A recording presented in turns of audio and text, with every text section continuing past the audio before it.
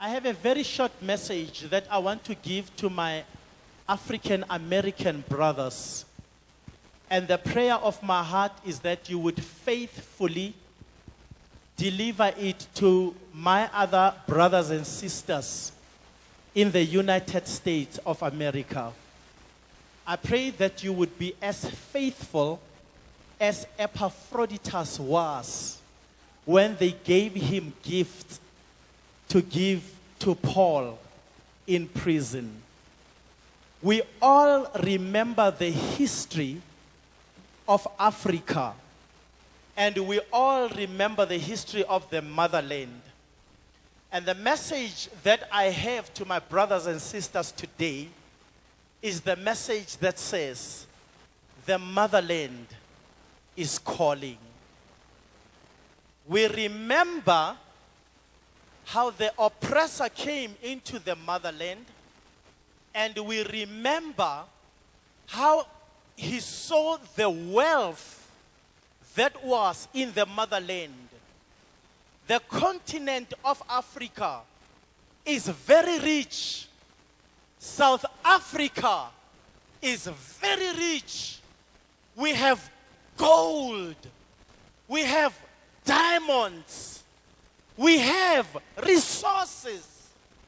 But when the oppressor came to this continent, he was not willing to share the wealth of the motherland with his own people. What the oppressor made us do was to work hard, and he made us to believe that hard work was the secret to success. But standing where I'm standing today, I know better that when the axe is dull and the axe head is unsharpened, then much skill, much strength is needed. But with skill, success comes. The oppressor did something that was very strange when he came here. He made us to go into fields and made us to plant cane sugar. And he led us to harvest it and bring it back to him. When we brought it to him, he did something strange. He took it away and left us behind. When he came back, he had converted the sugar cane into sugar. But he was not prepared to show us how he does it. He led us to work in the diamond fields. And we brought so much diamonds to him. And he carried them away. And he was not prepared to show us how to polish those diamonds. Skill. He made us look after his own cattle and to milk his own cattle.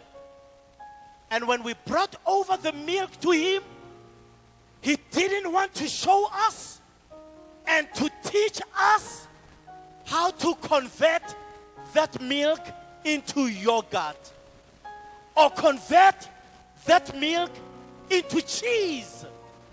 All that he was ever interested in was to let us work hard for him, making us to think and believe that hard work is the secret of success. Our parents have worked for many years, and they have worked very hard. But to this day, they still do not have decent houses. To this day, they do not have beautiful cars.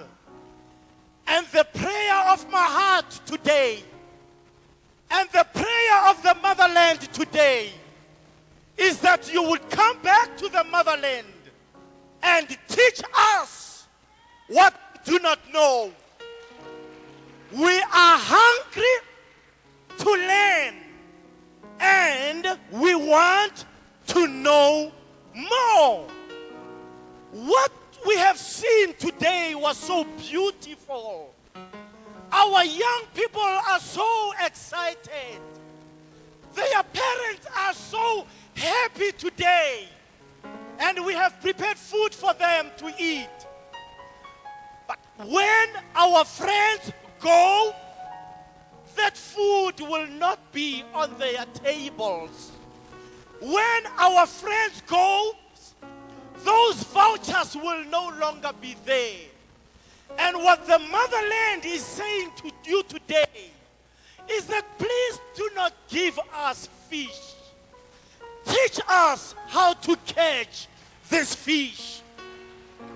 Because if we are able to catch this fish, we will be able to provide for our families. We will be able to provide for our loved ones. And we will also be a blessing to the people that are less fortunate than we are. Truth is that in South Africa, we have a lot of food. We don't have food problem here at all. We have a lot of clothes. We have a lot of cars. But we don't have them.